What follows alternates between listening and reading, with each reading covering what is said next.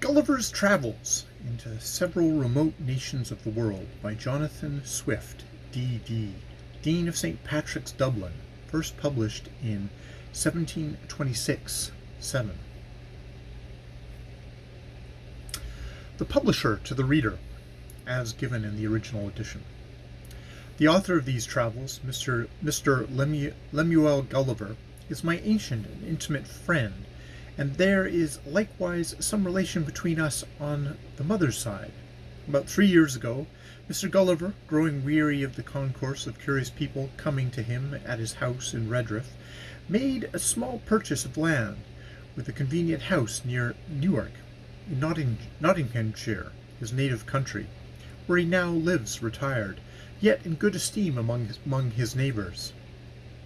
Although Mr. Gulliver was born in Nottinghamshire, where his father dwelt, yet I have heard him say his family came from Oxfordshire, to confirm which I have observed in the churchyard at Banbury, in that county, several tombs and monuments of the Gullivers. Before he quitted Redriff, he left the custody of the following papers in my hands, with the liberty to dispose of them as I should think fit. I have carefully perused them 3 times.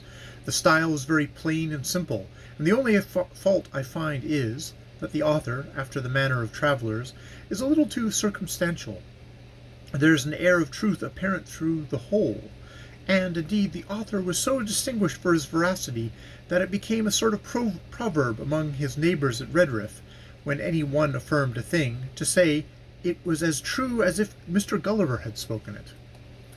By the advice of several worthy persons, to whom, with the author's permission, I communicated these papers, I now venture to send them into the world, hoping they may be, at least for some time, a better entertainment to our young noblemen than common scribbles of politics and party.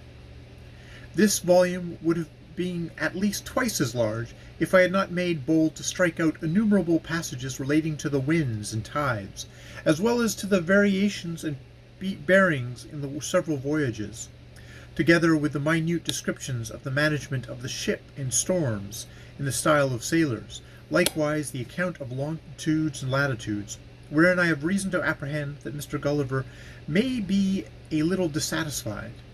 But I was resolved to fit the work as much as possible to the general capacity of readers.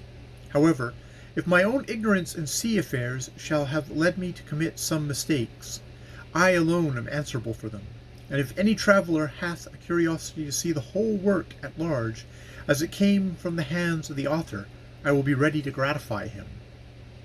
As for any further particulars relating to the author, the reader will receive satisfaction from the first pages of this book. Richard Simpson.